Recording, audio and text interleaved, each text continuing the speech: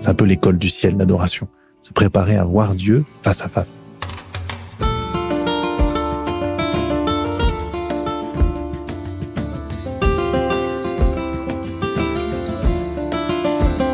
Il a belle allure, le frère Antoine Odendal, dans son ample habit de dominicain. Ce baryton de 32 ans est actuellement en formation à l'Institut supérieur de liturgie à Paris. Il est chantre à Marseille dans le couvent dominicain fondé au XIIIe siècle.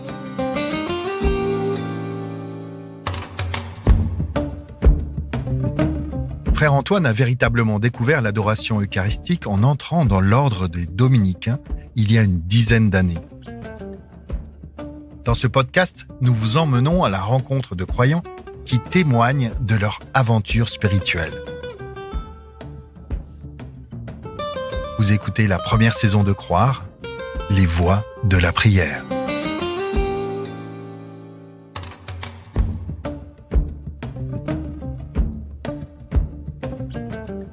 Je suis Gilles Donada, journaliste à La Croix. J'ai rencontré frère Antoine lors du dernier pèlerinage du Rosaire à Lourdes. Il animait les célébrations réunissant plus de 13 000 personnes sur l'esplanade du sanctuaire. Après avoir posé mes micros dans la chapelle de l'adoration, située derrière l'église Sainte-Bernadette, j'ai retrouvé frère Antoine à l'intérieur de l'immense basilique Saint-Pédis pour un échange au milieu des allées et venues des pèlerins.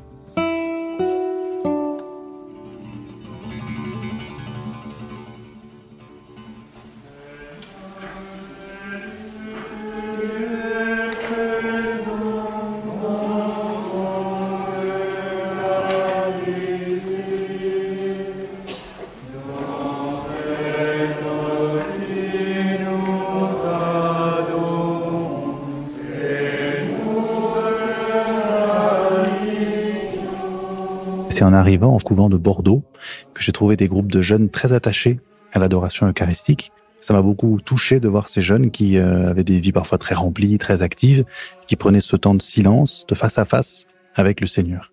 C'est vraiment venu comme une pratique régulière, intense, profonde, personnelle et de prière vraiment souhaitée et recherchée, plutôt dans l'ordre assez tard dans ma vie de foi.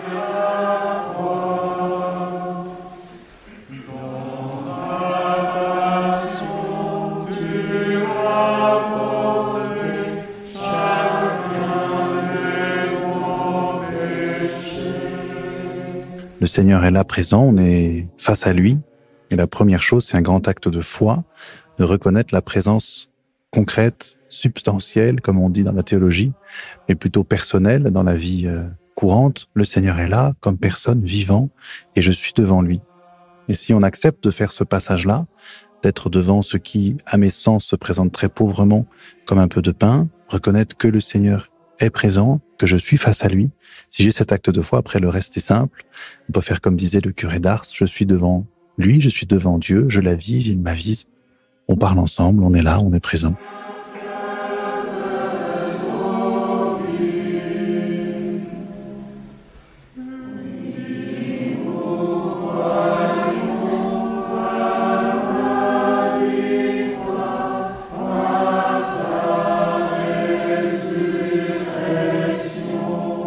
C'est bien la parole du Christ qu'on entend à chaque messe. Ceci est mon corps qui doit résonner quand on arrive à une adoration.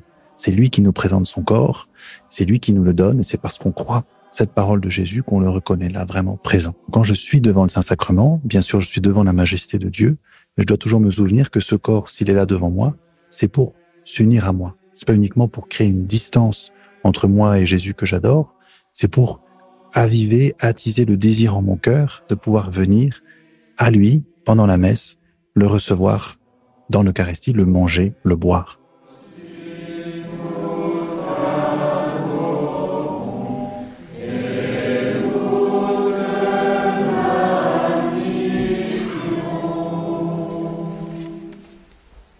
Pendant la messe ou pendant l'adoration, c'est Dieu qui se proportionne à moi en prenant un aspect que moi je peux gérer. Avec mes yeux, je peux voir ce qui ressemble à du pain. Avec ma bouche, je peux manger ce qui ressemble à du pain. Et c'est lui qui va venir être présent dans ce pain que je regarde, dans ce pain que je mange, pour que je puisse être uni à lui. Au ciel, c'est l'inverse. C'est pas Dieu qui s'adapte pour que moi je le puisse le voir, c'est Dieu qui m'adapte moi pour que je puisse le voir. Ce qu'on appelle en théologie la lumière de gloire, le lumen gloriae. Dieu me donne une certaine capacité à le regarder face à face au ciel. Donc c'est quand même beaucoup plus intense, je pense, comme vision, celle du ciel, que celle de l'adoration. Sinon, n'importe qui entrerait dans une chapelle comme André Frossard, se mettrait à genoux, se convertirait. Et on voit en pratique que c'est pas tout à fait ça. Il y a quand même des personnes qui rentrent dans une église, ils voient quelque chose de blanc devant, comprennent pas bien ce qu'il s'y passe. Alors qu'au ciel, n'importe qui rentrerait comme ça par hasard, à tenter que ce soit possible, serait absolument saisi d'être devant Dieu et de pouvoir le regarder comme ça.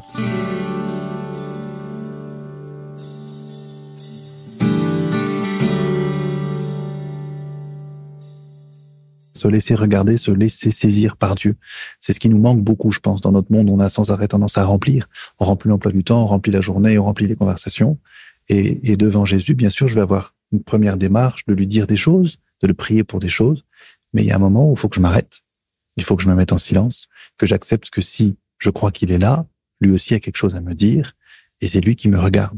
Le signe même de l'ostensoir qu'on met autour de l'hostie, je pense, veut nous dire cela. Jésus comme un soleil dont les rayons partent du centre pour venir jusqu'à mon cœur. Donc c'est pas uniquement moi qui vais envoyer des choses vers Jésus, mais c'est Jésus là présent qui va me regarder et m'envoyer quelque chose dans mon cœur. Se laisser regarder par Dieu, c'est aussi, je crois, apprendre à accepter un regard profond, un regard d'amour que moi j'ose pas poser sur moi-même souvent. Je me regarde parfois avec gêne, avec honte, j'ose pas assumer tout ce que je suis. Le péché en moi me fait détourner le regard de moi-même. Devant le Saint-Sacrement, j'ai pas le choix. Je suis obligé de me laisser regarder entièrement dans ce que j'ai de bon, dans ce que j'ai de moins bon. Et souvent, le contact avec le Saint-Sacrement, l'adoration prolongée, va me donner ce désir de faire la lumière dans mon cœur, de voir les lieux où cette lumière qui vient de l'autel n'arrive pas bien à rentrer, et peut-être aller jusqu'à la confession et à laisser le Seigneur entrer jusque-là.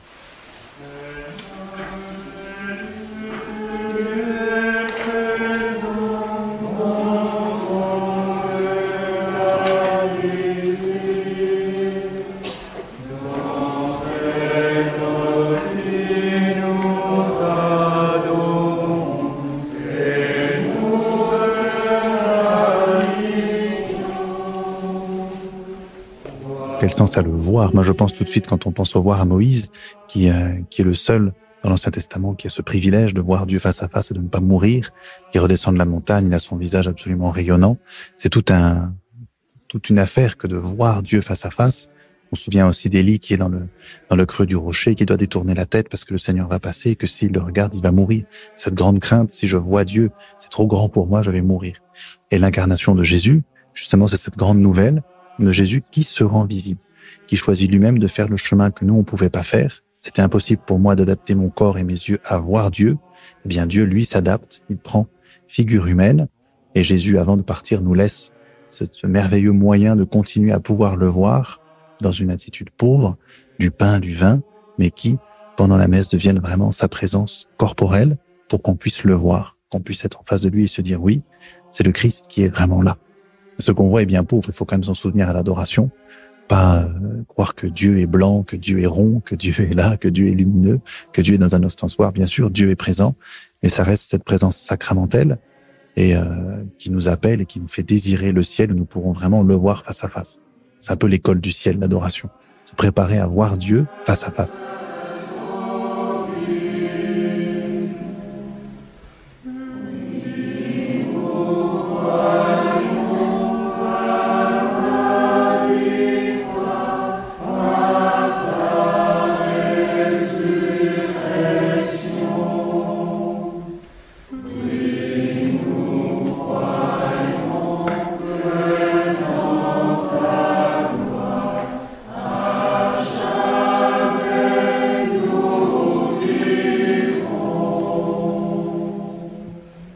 Tout simple, présence réelle.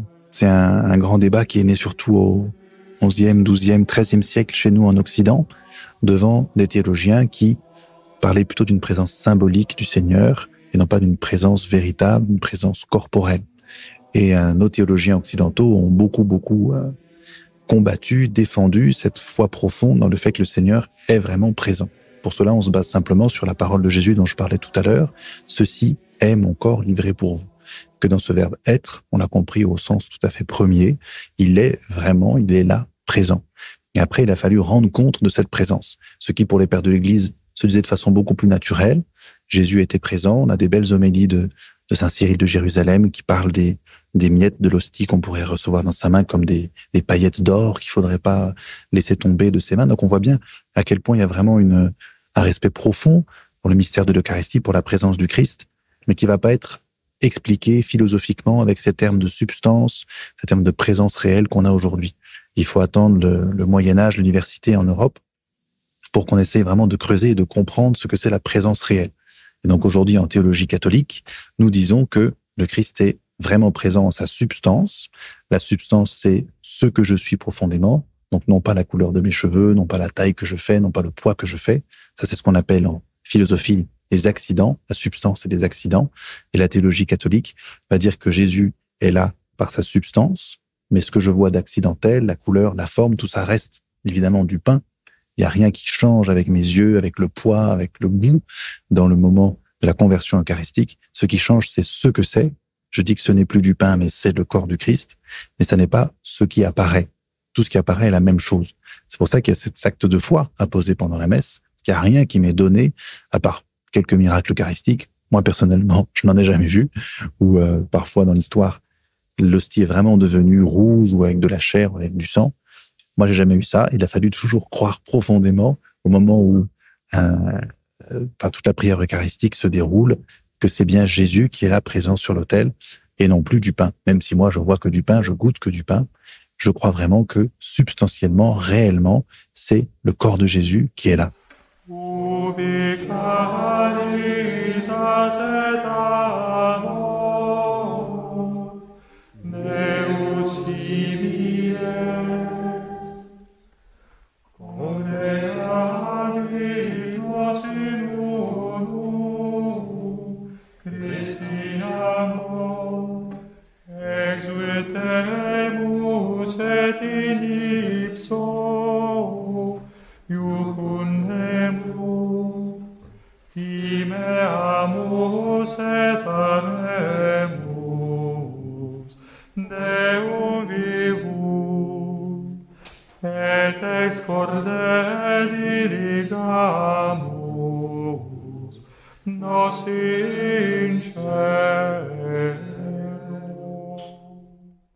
Mais l'adoration eucharistique de l'hostie concrètement placée devant moi pour que je la regarde, ça c'est quelque chose qui se fait plus tardivement. L'attitude d'adoration, elle est aussi ancienne que le rapport de l'homme à Dieu.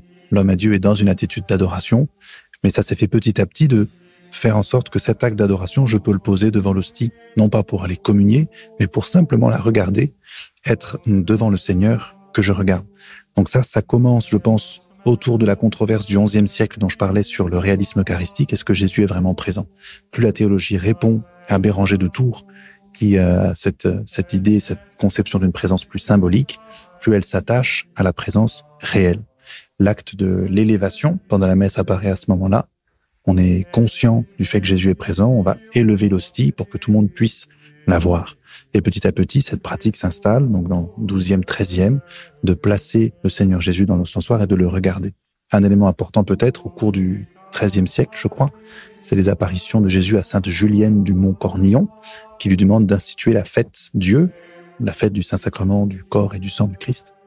Et donc une fête dans l'année qui va s'étendre rapidement à toute l'Église, où on célèbre vraiment la présence eucharistique, le fait que Jésus est là présent dans l'Eucharistie.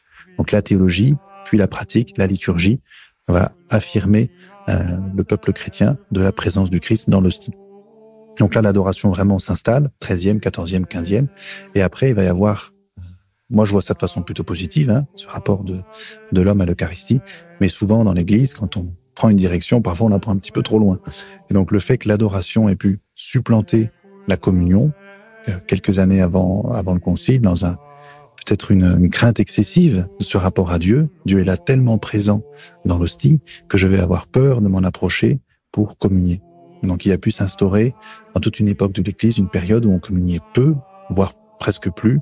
Il a fallu, dans la discipline canonique, obliger les personnes à communier une fois l'an au moins pour qu'on retrouve quand même ce contact avec Dieu. Et le Concile Vatican II, pour le coup, a fait un grand chemin pour essayer vraiment de sortir de cette crainte de la communion qui avait pu s'installer. Mais déjà, le curé d'Ars invite vraiment largement à la communion. Il y a une redécouverte vraiment de l'importance de communier tôt, au cours du 18, 19, 20e siècle. Et je crois plus qu'aujourd'hui, on ait cette crainte de communier devant la majesté de Dieu qu'on a présent dans l'adoration.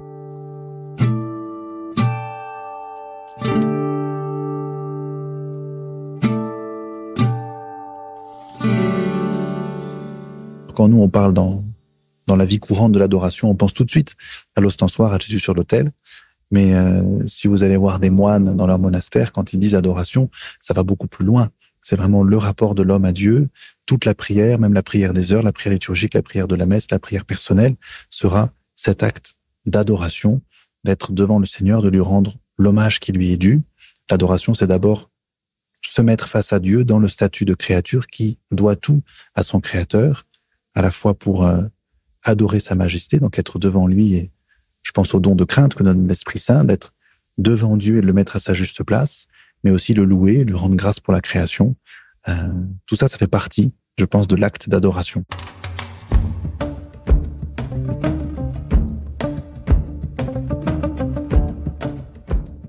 Vous avez écouté le chant de la communauté de l'Emmanuel intitulé « Seigneur Jésus, tu es présent ». Puis, Ubi Caritas de Maurice Duruflé. Voici arrivé au terme du 9e épisode des Voix de la prière. S'il vous a intéressé, n'hésitez pas à vous abonner et à laisser un avis, une étoile ou un cœur.